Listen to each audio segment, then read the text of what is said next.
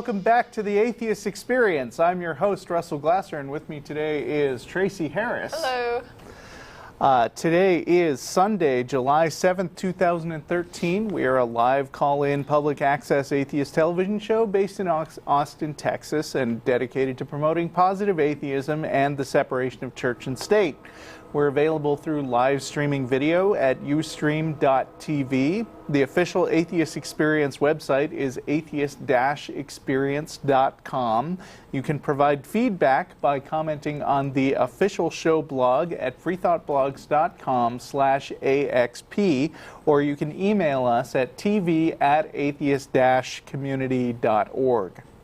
If you enjoy the show, you should also check out the related podcast, Godless Bitches. You can find links at the Atheist Experience website. And as always, the cast and crew of the Atheist Experience will be going to dinner after the show at Threadgills at 301 West Riverside Drive, arriving at around 6 p.m. So a few things have been happening lately. Last night, Tracie and I, along with Don and show co-founder Joe Zemecki, were on the Trolling with Logic podcast, where the sound quality was horrible. But they made up for that by accidentally double booking us with James Randi. So we got to have kind of a conversation with him, and then we got to do our own thing after that. Yeah. So if you want to hear the replay of that, which I'm sure will eventually go up, Google Trolling with Logic. Yeah. I don't it know wasn't how just a normal podcast either. Yeah, no, it was an all-night marathon kind of thing. Yeah, but are we allowed to say what it benefits? Or? No, okay, probably not. Sorry, we can't talk about it more, but you could probably look it up if Yeah. something like that were something you were interested in finding out more about. Also, upcoming, let's see, our blog is on Free Thought Blogs. It has been for like a year or a little more than a year, I think. And so we've gotten together at Free Thought Blogs, and we're going to be hosting this thing, which I'm calling a virtual convention, even though that sounds kind of cheesy and lame. It's actually super cool because all the bloggers on Free Thought Blogs and a bunch of other atheist celebrity types are going to be doing this convention thing where we're going to be doing a variety of Google Hangouts where we give panel discussions and take audience questions in the Hangouts. The blurb at PZ Meyer's blog says, Free Thought FTBCon, which you can Google, all one word, FTBCon. It's a free online conference organized by the Free Thought Blogs Network. It will take place on July 19th through 21st and will focus on social justice, technology, and the future of the Free Thought movement. I'm going to be doing an hour or possibly 2-hour panel with Jamila Bey, who's a national radio host and awesome. And Dave Silverman's going to be there. Dan Finke, who we talked to a few weeks ago, is going to be doing his own thing on a panel. My wife's going to be doing a women in gaming type thing, and I know Beth Presswood has got her own thing. So July 19th through 21st, look it up. How's it going, Tracie? Okay. All right. Anything to share today, or should we just dive into the callers? I do want to mention one thing, because I promised someone who wrote to us that I would mention it. Okay. We had somebody send us a letter about a person who was set on fire and killed in Iraq because they're gay. So obviously the response, I guess, was to burn them to death in the street. And they asked if I would mention, the treatment or the position of gays in Iraq, and so I wanted to just kind of, I did look it up, I did start doing some research on it, and there wouldn't really be much that I could add that I think most of our regular viewers wouldn't already guess. The laws there are extremely ambiguous and sort of back and forth about whether or not they actually even allow people to be gay there, or whether or not they protect anybody that might be gay from certain types of treatment. And when it comes to a place like that, a lot of times there's a lot of vigilante sort of honor justice. And so you get people being killed where it may or may not be state endorsed, but a lot of times it's not really that badly punished or looked at as that much of a problem. It's very similar to what you hear when it comes to honor killings of young women who might be accused of, holding hands with someone or something, just that bad. And so between the ambiguous sort of laws that are not clear on a position in Iraq and the vigilante justice that is so common and not really harshly punished or policed that well, and the honor-killing culture, I just want to kind of throw it out there that gays are in a very similar boat to women in that regard, as far as, and I guess, in some ways there's a little bit different thing. I mean, it's like at least you're allowed to be a woman and exist as a woman, even if your existence is, very much, persecuted, and you're not treated really totally human. At least you're not, illegal for how you are or what you are, and so that's a little bit of a difference there. And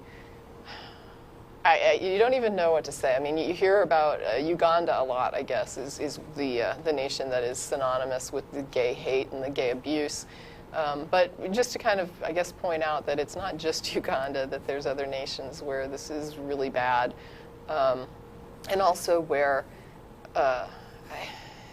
you wouldn't want to live there and be gay.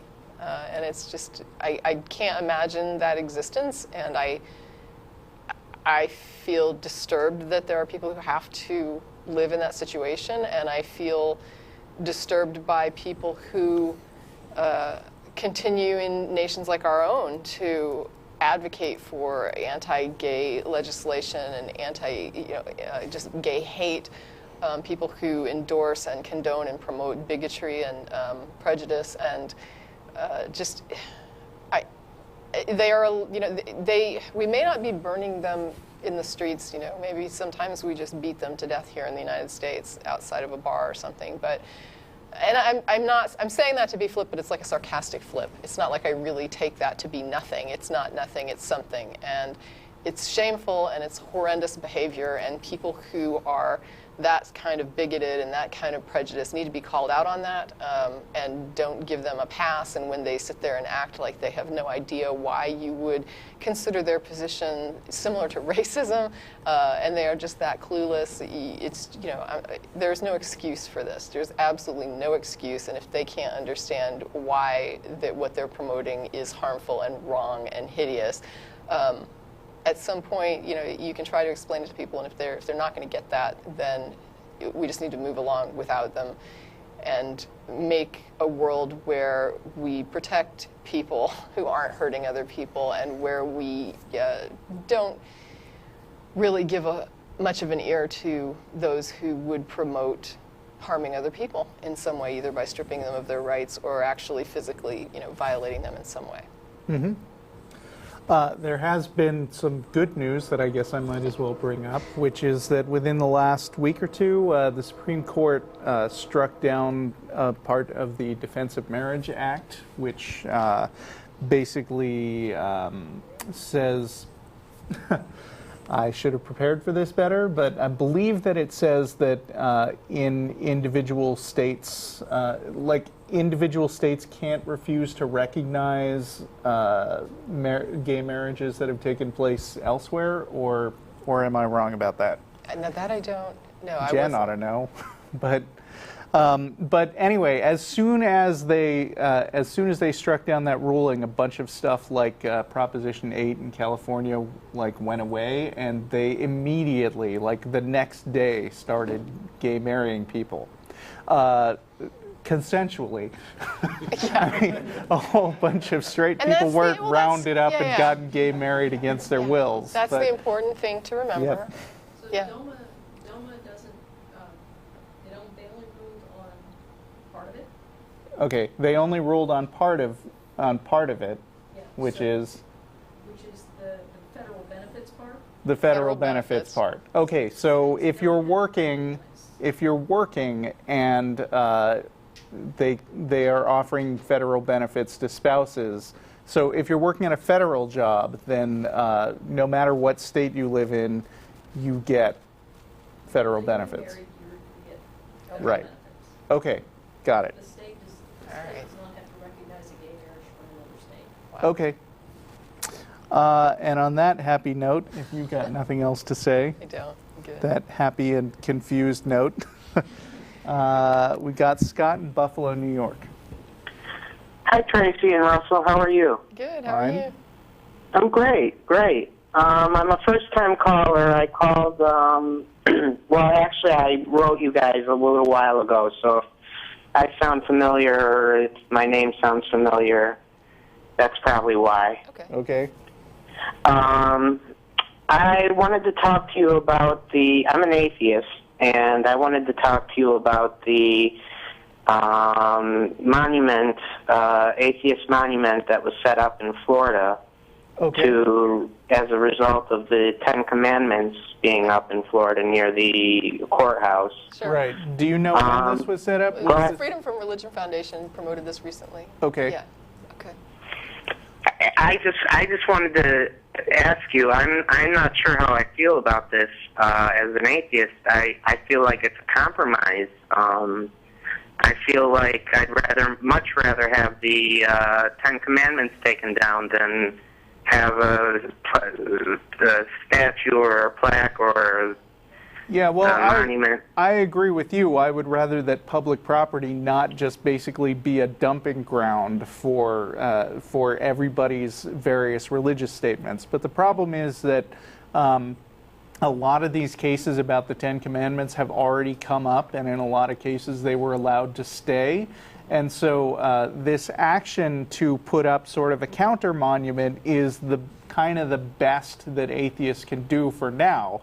Right. Is show, well, if you can put up your stuff, then they at least can't give you favored treatment. That's very true.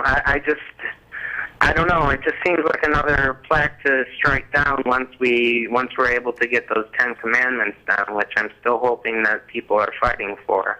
Yeah, well, I'm sure they are. Yeah, there's been a couple of cases that have gone through, and some of those Ten Commandments monuments have been allowed to stay up, and sometimes they've been stricken and had to come down. And it just depends on the state, and it depends on the case and the arguments that are made. And Russell is correct. You see the same thing with nativity scenes on public property, where in some cases the city will remove them, and in some cases the city will allow them, and they understand that if they allow that, they have to allow other things, and so they've even done these lottery things where you can do like a lottery to get a slot on the public grounds during the holidays, and there have been some atheist displays that came out because of that.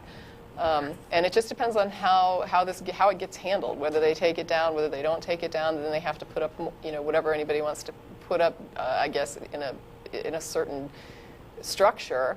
But I think we would agree that really religious statements are not the place, not to be confused with public settings, like government public settings, clearly. Right, exactly. Yeah. Well, I won't take up much of your time. I just wanted to hear what your opinions were about that. Yeah, well, I mean, we agree with you. It's just that, theocrats are just constantly going around trying to, I think I heard Jeff D. once say, basically, be like a dog peeing on everything to make it smell like them, so that they can claim ownership of it. And, I think that they have to be fought and countered in any way that we can manage. All right. Well, thank you for your input, and I appreciate what you guys do. Sure. You guys are great. Thanks for your call. Thank you. Thanks for calling. Liz in Clearwater, Florida. Hi, thank you for taking my call. Sure. I just wanted to talk a little bit about, maybe get some advice from you guys. I was raised in the Mormon church, and I find a lot of my family and my friends back in Utah just have very archaic beliefs when it comes to marriage equality and gender roles, race, that sort of thing. I feel myself growing very resentful and angry at some of the things that they believe. And I feel like in order to still love my family, I have to kind of sacrifice my morality, and I don't really want to feel that way. And I'm just struggling to find ways to sort of let go of that resentment, but still hold to my beliefs that, you know, people should be allowed to marry the person they love, that women shouldn't be shoehorned into these gender roles, et cetera, et cetera. I'm wondering how I kind of reconcile that. I don't think you should let go of your resentment. Resent away. I mean, they hold rotten opinions on things, and I think that it's, you know, the wrong reaction to sort of back off and say, okay, I just don't want to start a fight. They're the ones starting the fight. Mm-hmm. Yeah, you can actually just refuse to discuss it with them. I mean, I assume that they're aware of your opinions. Is that... Yeah. But even people that are more on like the liberal side of things, you know, in my family still have that attitude of like, okay, you can believe what you want, just shut the hell up about it, you know, like. Yeah. I mean, you tell them, then you shut the hell up about it. Exactly. Respond in kind. Just tell them that as long as that if they're going to open their mouths about their bigoted opinions, that you feel welcome to give your response. If they don't want to talk about their opinions or they don't want criticism about their opinions, they're welcome to not express their opinions around you.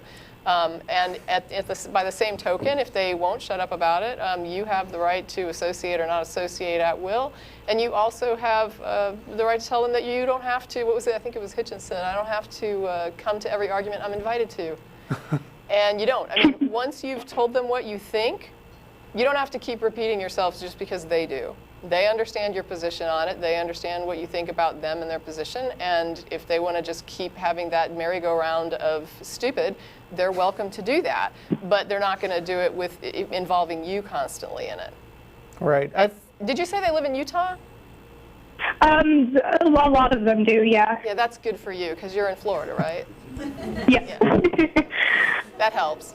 Yeah. I mean, I favor a totally tit-for-tat position on religious discussions. I don't go around ringing people's doorbells or inviting people to, you know, just telling everybody, hey, if you believe in God, then you're stupid. I mean, I don't think that. But but if they're going to bring up a religious argument, you know, if they're going to say, well, I think, you know, gay marriage should be illegal or whatever, then they're inviting me to comment on their opinions, and they don't have the standing to tell me I should shut up.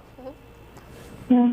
Well, even I find that even when it's not really about arguments and things like that, like if we don't talk about it, I still find myself feeling resentful because, you know, my family defends, you know, prophets of the church who told kids that, you know, Caucasians should only marry Caucasians.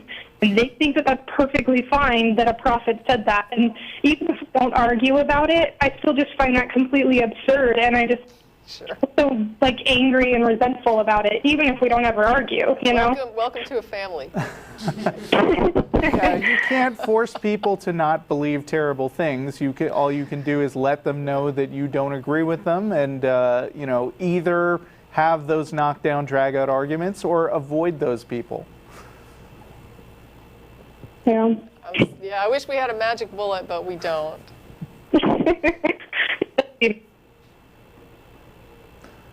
Anything else? Well, no, that was it. Thank you for. Sure. Good luck with your family. Try to keep a sense of humor about it. Maybe, you know, blog about it or post.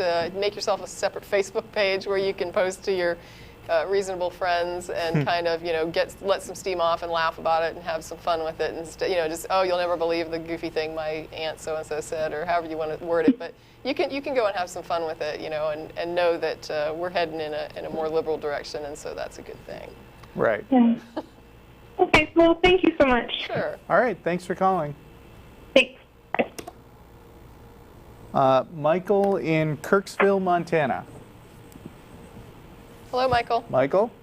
I'm sorry, is this me? Yes. Yeah, Oh, you. did you say Montana? That's what they told us. M.O.? Oh, Is that- Missouri. Yeah, Missouri. Oh, crap. There's too many M.O. states. MT. That's okay. No, it's all that right. is Montana's MT. a great state, so I don't mind. I don't mind Yeah. that little comment there. So anyway, I'm sorry if there's a specific topic that I'm moving off of today, but I am familiar that you guys are aware with the Kalam cosmological argument, and I would just sort of like to get your take on why it is that you either do or do not accept the premises to the argument. We're totally familiar with the Kalam cosmological argument, but just in case the audience isn't, why don't you go ahead and explain it? Oh, okay. Well, so you wanted to just go through the argument. All right. So the first premise would be whatever begins to exist has a cause. Second premise would be the universe began to exist.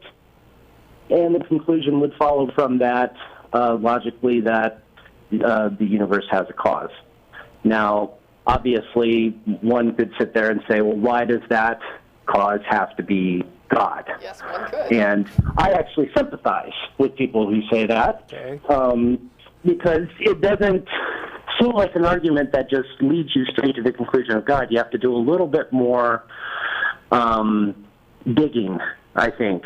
And I don't necessarily, I'm a theist and I like the argument, but I would also say that it doesn't necessarily lead us to something that somebody has to call God. If someone thinks that is a misleading term, or it certainly doesn't lead us to any specific God. I wouldn't say that at all.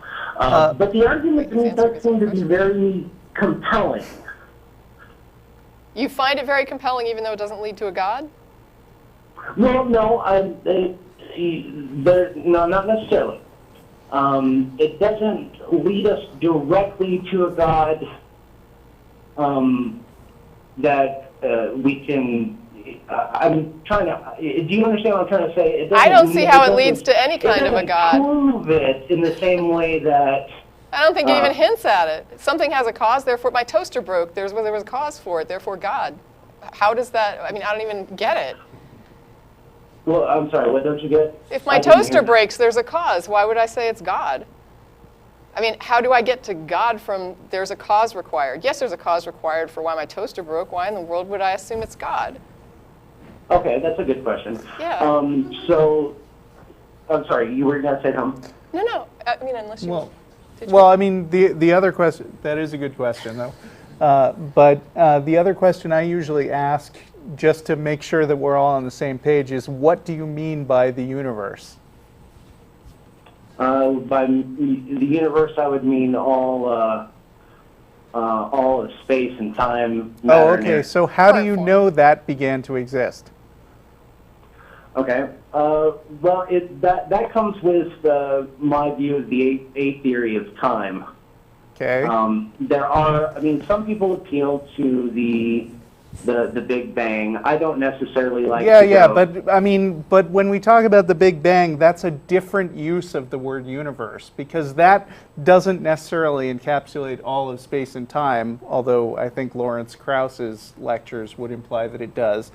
But the universe, as we know it in the Big Bang, is only sort of a state transition. Like the known universe that contains all the galaxies we have is not the same as like the set of everything that exists, as far as we know. I mean, like there could be like a bigger metaverse around the universe that started with the Big Bang, for all we know. So there's no certainty that the universe, in the sense of everything that exists, started with the Big Bang, or began to exist. Okay. Yeah. No. And I could I could sympathize with that. I could. Okay. I could understand that. And that's typically why I don't like to go the Big Bang route. However, if we also don't, and I don't know if you do or not, allow the infinite regress, then if there was another, let's say there is another universe before our universe or whatnot, I personally don't believe that we can have an infinite amount of universes behind that. But you believe in God, and you don't believe that God began to exist, right? No, not at all. So you believe that God is infinite. So you're just basically splitting hairs on some things can be infinite and some can't. Not necessarily, no. If God is a timeless entity, in other words, not bound by time. Well, who says the metaverse isn't a timeless entity? Right. So in other words, just sort of a B theory of it just exists and there's Well, no it's real... not, I wouldn't dignify it by calling it a theory because it's not something that's like tested, but you're trying to rule out all possible alternatives, and I'm saying, you know, you also need to be able to test it in order to rule that out. And that's why, as atheists, we usually say, in order to accept a God, a more productive line of argument would be to try to come up with some specific evidence that points specifically to a God actually existing, instead of just trying to remove every possible thing that isn't a God. Instead of trying to remove everything that Right, isn't like, a- yeah, like with scientific reasoning, you generally look for evidence that points toward your specific theory. Right. And so I don't think the Kalam cosmological argument is, I mean, I don't get terribly excited by it just because it's trying to say, well, I can't think of anything other than a God that could match my conditions. Yeah, I mean, the other thing is there's a little bit of a, okay, do you understand that, like, if there's an argument that's framed a certain way, you can sometimes take that framing and apply it in another area to help somebody kind of understand why the argument doesn't work, right? So sometimes people will give the example of, you know, after this, therefore, because of this, and they want to illustrate how that might not work, and they'll give different examples, and they'll say, like, you know, every morning my rooster crows right before the sun comes up, therefore my rooster crowing causes the sun to come up. And it's just an illustration. It's like a little, you know, nobody would really say that, but it's an illustration of how the argument is flawed when you can see what happens when you plug things in and it doesn't work.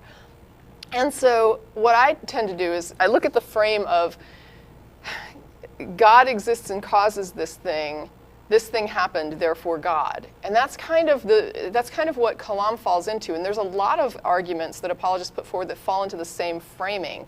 And when I take that and I move it and say, let's use a parameter that's not your God. Let's look at something that's not your God so that we can just look at the argument framing here. And we can say, if I said gremlins exist and they break machines, I have seen machines break, therefore gremlins exist, right? Gremlins cause broken machines, machines break, therefore gremlins. You see immediately the flaw in that argument, correct? Correct. So if somebody says to me, God created the universe is here, therefore God, it's the same framing, right? So it's the same argument. Right. But the argument itself isn't God created the universe exists, therefore God exists. It kind of is. It's sort of the same argument with the Bible. They'll say, like, you know, God wrote the Bible, and I know this because if I look at the Bible, I see all these things that are just what a God would do. Right. And the universe thing is kind of the same way. They sit there and they look at the universe as it is and say, this is exactly the kind of universe that God would make. And I can say, this is exactly the kind of thing a gremlin would break. The fact is, I don't know what a gremlin would break because I don't know anything about gremlins. I've never examined one. And no one really that I think it's fair to say that we can probably discount someone saying they've examined a God and they can tell us what a God does or how it works and the mechanism of God. Yeah. Okay, so if we're there, I mean, nobody knows what kind of universe a God would make or if a God even exists. There's a line that says things that don't exist can't be the cause of other things, which it's just, you know, I mean, it's nothing fancy about it. It's just a reality. And the idea is, unless a God exists, it could not have created this universe. It could not have created it in any way that it would have existed. We can't say what kind of a universe a God would create because we don't know what a God is. We don't know what it would create, if it even exists, or what it would do if it did exist. And so when we're looking at this universe as evidence of a God, we really don't even know what we're evaluating here. We first have to examine this God or have some information about the God in order to make some kind of an informed judgment about what it would do or how it would do it, and we don't have that. Mm-hmm.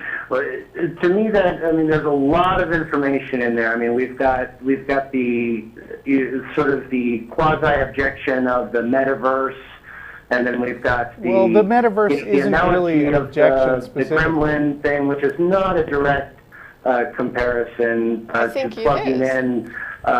plugging in stuff into the Kalam itself. I do understand what you mean about, you know, we can't necessarily speculate on what kind of a universe God would create.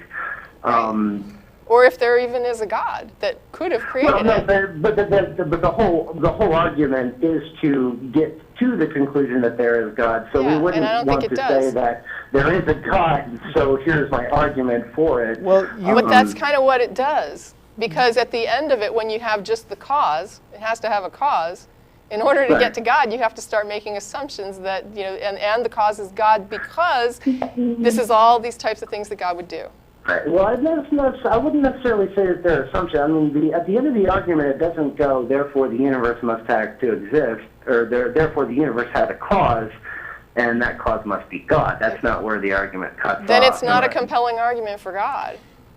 Well, yeah, but you have to, I think, dig down deeper through the premises to get to that point. I mean, it kind of seems as if though you're throwing it out there as if though it's a God of the gaps argument. I think it's only that, and it's only coming across that way because of the way that you're restating it. I don't necessarily think it gets us to that. So let me address the actually. Kalam cosmological argument directly, because you asked which of the premises are flawed, and I think the answer is kind of all of them. What begins to exist has to have a cause. Well, we don't necessarily know that in all situations, and that's where I think Lawrence Krauss's A Universe from Nothing would come in, where he's talking about the fact that matter and antimatter reactions are happening all the time without necessarily a reason. The universe began to exist. We don't know that, and it depends on what you mean by universe, like I said at the beginning of the call. And then, therefore, the universe has a cause. Well, since the first two premises are both kind of dubious, then that's just a conclusion from those two things that doesn't necessarily follow. And then, like you've both been saying, even if that's completely valid, it doesn't get you to a God. It's just convenient to call it a God. Right, I wouldn't necessarily say it. Maybe let's say it would be fair that it fits the description of what I believe that a God is. Okay, what do you believe a God is? Okay, well, I believe that a God is a supreme being, a maximally great being. So if the Kalam cosmological argument was right, what would make it a being? I assume this being has intelligence, right? Sure, yeah. So what we're dealing with here is an eternal entity, okay?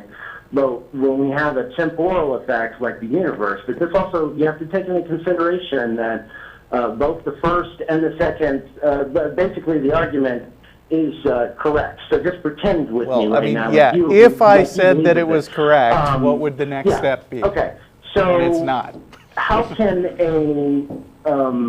an eternal entity bring about a temporal effect like the universe?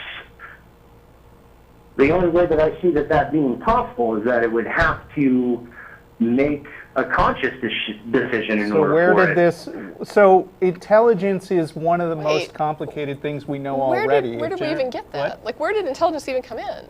It's I part of his definition of a God, but I don't know where that's my point. I'm Where not did the following how intelligence that got come inserted. Okay, well, that derives from the premise that this being must be timeless. Because if it wasn't timeless, then it would be subject to the problem of infinite regress that we run into with the sub-arguments of the second premise. Oh, I guess, wait, I have an issue here because, okay, we have existence, right? I mean, would you agree that existence is there are things that exist? Yes. Okay. Yes, I would agree with that. All right, and it sounds like what you're saying is that you think that, do you think that at some point there was like a state of complete non-existence that existed? No, that would be absurd. Okay, No. I agree. I'm just trying to make sure we're on the same page. So Yeah. existence would be a necessary state in your mind, right? Existence, well, yes. Okay, all right. I mean, so if existence is a necessary state, then why does it need a creator or a beginning or something like that?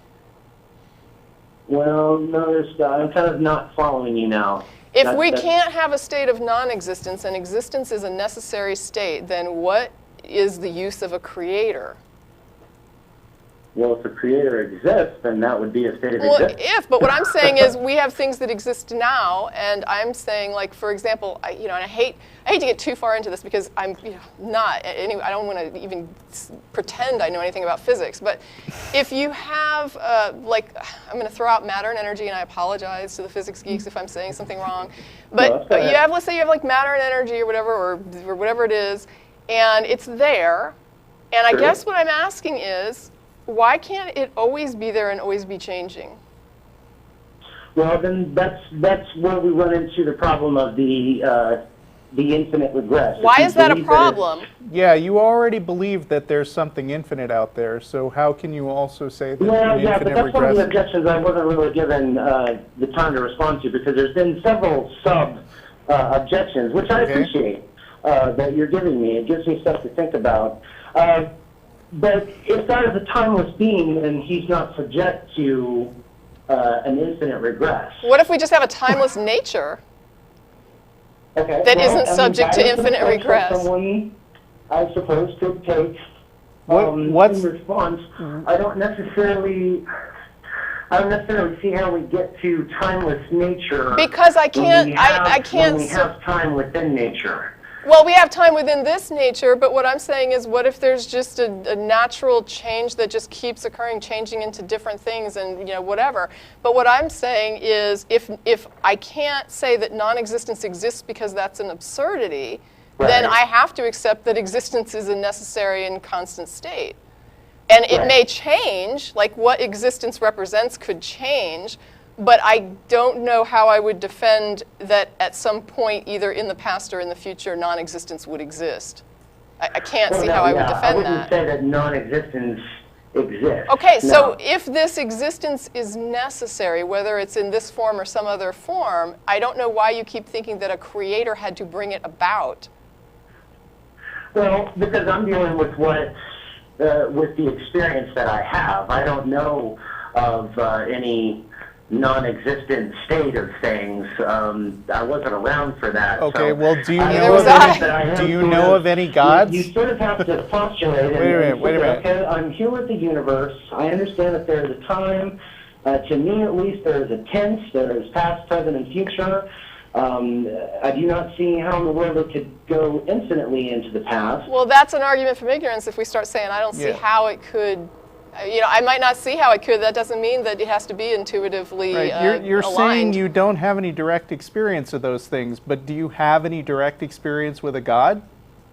Well, yeah, but that would be... Well, then why didn't you start with that instead of this roundabout pseudo-philosophical bullshit? I'm sorry, go ahead. Well, no, I mean, the question would be then, was Kalam the argument that convinced you a God exists? Was that what convinced you to be a theist? Oh, no. Then why are we talking about it? Because I mean, wow, that seems a little weird, but... How is that weird? It was a compelling argument. But it didn't convince you. What convinced you was something else. So why... But let me tell you why. That's a good question. Let me go ahead and answer that.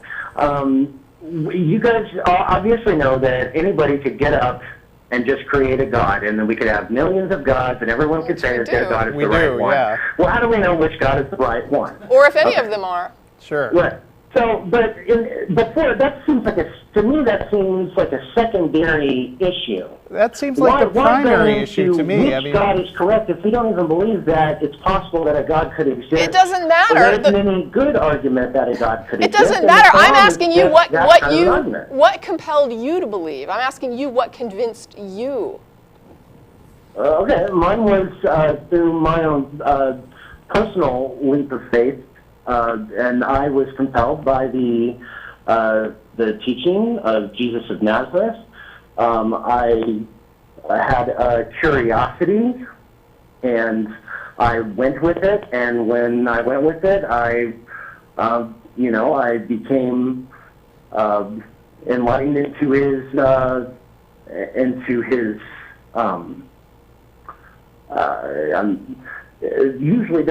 I usually share this more in the form of a story, so it's hard to put it into, basically... Well, I don't think we have time for that, but...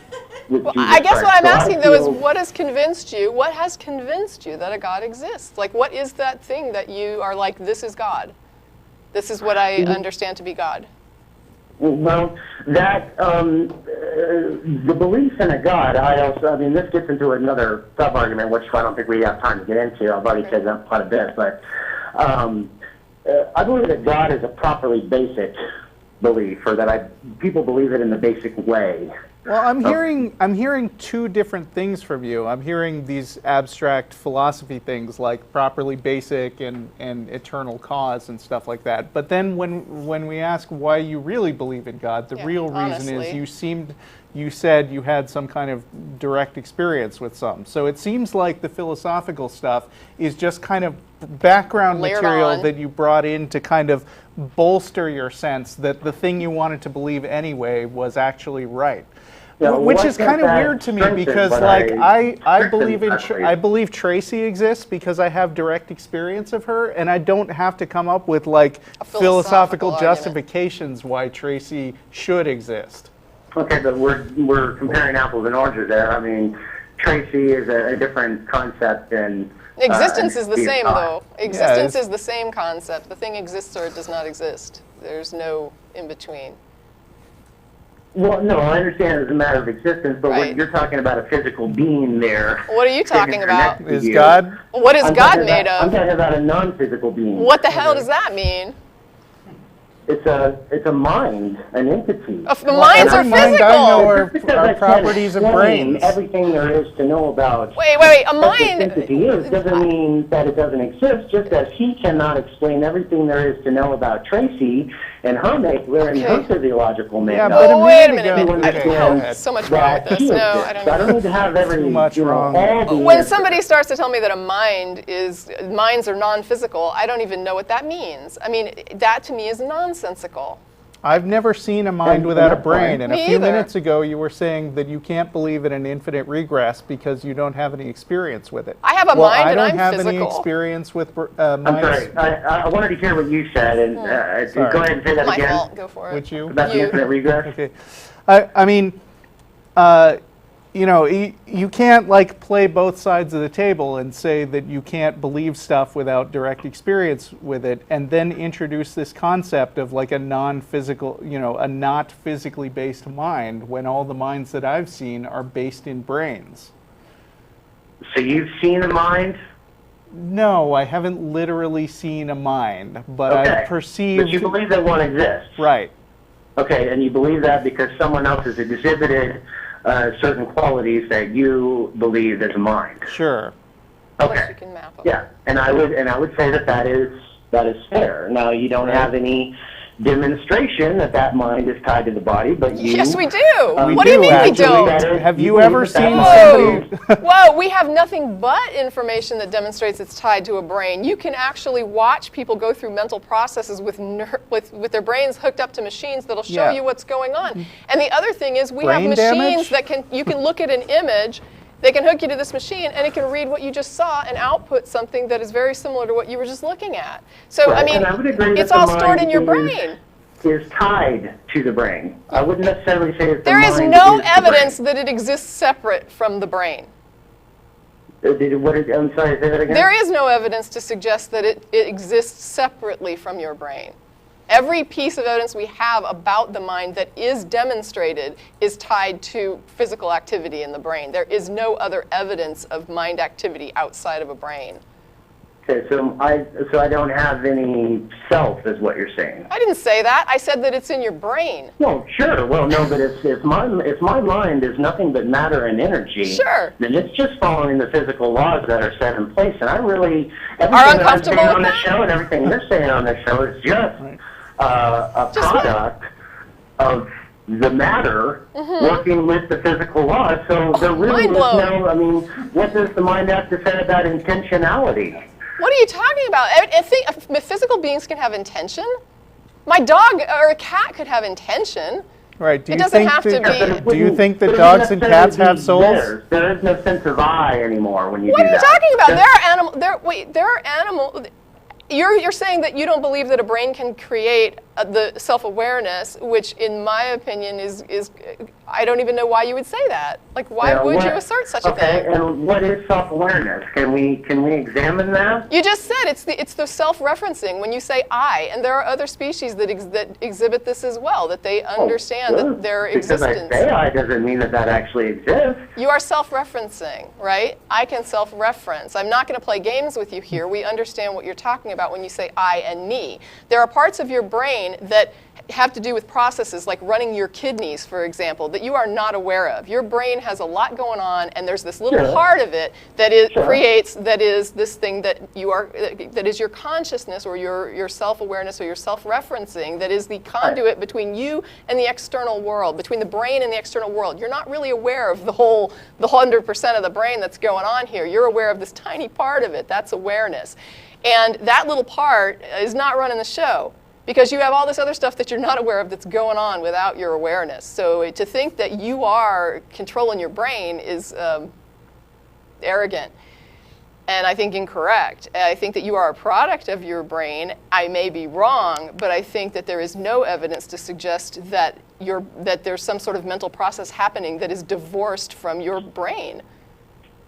Okay. Well, and I wouldn't expect you to adopt an idea like that, because that would be a really bizarre, atheist approach to say that you believed in something that was non-physical. Well, some people do. I've met people that believe in souls but don't believe in God. I know people that believe in reincarnation, for example, that don't believe in deities. But I guess I'm looking at this, and it's just like for someone to say that there can't be intent without non-physical existence, I don't even understand what that means. I mean, a cockroach will run away from me, and as far as I know, that's a completely physical being. It seems to have intent. Right, and also when we talk about whether things are physical or not, we have to make a distinction, that things which are patterns are not dependent on their specific physical medium. Like, for instance, the Bible can be written on paper, and it can be written in, hundreds of different languages, and it can be not written on paper. It could be stored in a CD-ROM and displayed on a screen, which is a completely different physical medium. Right. Whether that thing is actually the Bible or not depends on sort of the structure of the way the letters are put together and how they're translated. So when we say things are physical or non-physical, I mean, really what we're talking about is that the mind is the pattern in a brain. Is a physical pattern in the brain. Essentially, I mean, to the same extent that the Bible is just a physical pattern on paper. Right. So then that's all I'm. That's basically where we had concluded. We started out with Kalam, and now we're getting into mind-body dualism, and that's fine. Right. But, and we don't believe in mind-body dualism any more than God. If the mind is just a pattern in the brain that is a physical entity that is subject to physical laws, then what is this I that I have any control to do anything? It's all just... Why do you think that can't be a physical result? I'm baffled by why you think that cannot be a physical result. Oh, no, we lost the call. Well, I was going to try to move on anyway, but it was a really interesting conversation, Michael, and you are welcome to call back another week. Anyway, we got 10 minutes left, and we got another Michael in Denver. Hello, Michael in Denver. Michael in Denver. Colorado? Hi, I'm there. Hey, thank you for waiting. No problem. I wasn't sure how long I was going to go on. Oh, so sorry. Neither were we. Okay. Yeah. Anyway, just like to say I'm a big fan, first of all. I just kind of wanted to get your perspective from an atheist viewpoint on the desire to end your life, or that sort of being an option, or that whole issue, I guess. Are we talking about you? Me, but also anyone, really. Well, no, I mean, I think what Russell's asking is, are you having thoughts of suicide? Not per se. Okay. All right. Well, we just want to be clear. No, I'm not going to kill myself or something if you answer wrong. So okay, don't worry about that. All right. So you're just asking in general what would be our philosophy of end of life? Well, I mean, it affects me, but it's sort of just a general effect Sure. question. Okay. Gotcha. I don't know if you two have read The Moral Landscape by Sam Harris? I haven't, but I mean, Matt assures me that Sam Harris's views are very similar to his own, and I've heard Matt's arguments about morality lots. Well, there's a small part of that book where he talks about a friend of his, or I don't know if it's a friend, but an acquaintance anyway, who apparently emailed everyone he knew to say that he decided to kill himself.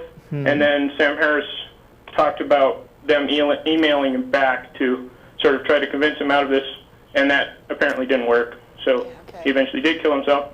And he made apparently this guy made a number of arguments as to why this was a perfectly rational thing for him to want. And Sam Harris then asked, could it be that someone could want to kill themselves without being mentally ill? And I don't know, I personally kind of found that a surprising question. Okay, so I don't know what you thought about that. Well, first of all, let's just take off the table the idea of somebody that's like chronically ill or in horrible pain. And I mean, I think that we can agree that's not what we're talking about here. Is that correct? We're just saying like somebody that's no, not physically like someone who's terminally ill. No. Right. No. And you're asking, could a person seem to be more accepting of that sort of impulse if someone is terminally ill? But yeah, I agree. Yeah. Okay, so if somebody's physically healthy and well and they simply don't want to live anymore, and you're asking, could a person have that attitude and be mentally healthy? In your view? I don't feel quite qualified to answer that question. True. I would say that I can see different arguments for like a self-termination that would make more sense than others or be more desperate than others. I can definitely see a range of why a person, like there might be a person who's very calculating that has decided they would like to do this. I mean, let me put it this way. I'm very in favor of physician-assisted suicide in extreme cases. So if somebody is like, you know, let's say they're going to die in a few years probably, but they're in chronic pain all the time, there's no chance that they're ever going to get better, and their life is on balance not worth them living, I think they should be allowed to commit suicide. But then when I put it in those terms, it's really more of a shades of gray, you know, it's more of a gray scale. It's like, you know, I would not commit suicide. I really like being alive, and I think that life is worth living, and I think that the experiences that I will continue having are reason enough to keep me alive. But then, you know, I can picture a scale of things getting worse and worse and worse. And I don't know exactly where the line is between me and a person who's in chronic pain all the time. But there is, for me, the line would be way over to one side.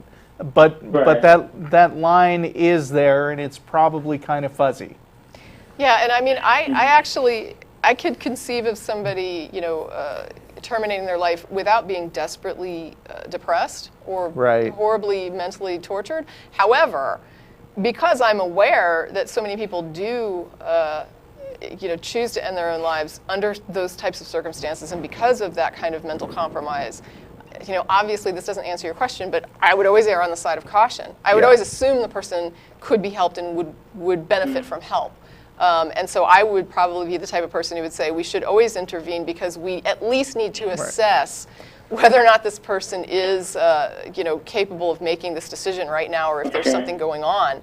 Now, whether or not we would ever come out of that assessment saying, oh yeah, they're perfectly fine and they just want to die, and so let's let them die. I mean, that I just don't know. I'm not qualified to say that. If you decide not to kill yourself, you can still change your mind later, and it doesn't work the other way. Well, that's true. This brings up 2 points, though. One of which is that you were just discussing your view, which I share, that the mind is the brain and so on. So is mental pain really different from other kinds of physical pain? And that could also be considered chronic, I suppose. That's the thing, though. We have different levels of success with mental pain. I mean, the question of whether or not a person would be suffering horribly mentally without any reprieve, I just don't know. I mean, I've talked to people who have had really severe episodes and are just like, my life has never been happy, and I don't know why I'm not allowed to die. And I am so sympathetic to what they're describing. And yet I guess there's this, I don't know. I understand what you're saying. It's a hard question. It's probably better asked to somebody who has more of a mental health background. Yeah. I just wouldn't want to say the wrong thing here. There's, depression is also a mental illness, and it is treatable. But I also understand, from reading, there's a comic strip I read of sorts called Hyperbole and a Half, and the person who writes it is mentally depressed, and she's gone to great lengths to describe what it's like being depressed. And I can understand why a person in that situation might be driven to thoughts of suicide. I would hope they wouldn't do it. I think back to what Tracie said right at the beginning, I'm not qualified to really make those kind of decisions. I realize that. I was people's just sort of thinking health. of it in a philosophic terms, if that makes sense. Yeah, right. I mean, I can in my head, model something that I could say, might be a person that is competent that could just simply choose to just not care about their life anymore and not see a point to going on. But I'm just not sure how real that model is, or how, if that even would represent somebody in reality at all. And so even though I can conceive of it, that doesn't mean that it has any bearing on reality whatsoever. And my second question regarding this would be, when we talked about intervention, you mentioned intervention, how far would that extend? Right. Would that extend to, committing someone against their will, or what? Or how long do you try? How many treatments? How many medications? How many? Because I know in Colorado you can be committed for 3 months and then 6 months after that and so on. It has to be reviewed regularly and so on. So I guess it probably differs from state to state, but that's legal anyway. That doesn't necessarily have anything to do with your moral view on that. Right, but it does make me feel good that at least they're having an assessment from a mental health professional, which is better than me trying to give an ignorant opinion about it. Oh, I just looked that up myself. But of course I realize you're not a psychiatrist, so I'm not going for that. But just sort of what your philosophical outlook on it might be.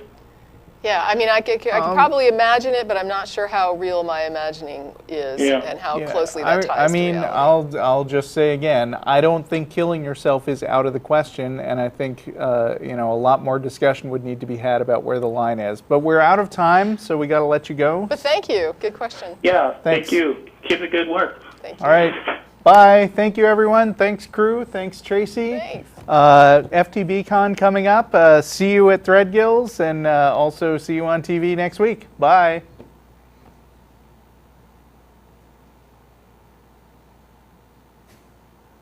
It's the part where we fade to black. It's an eternity.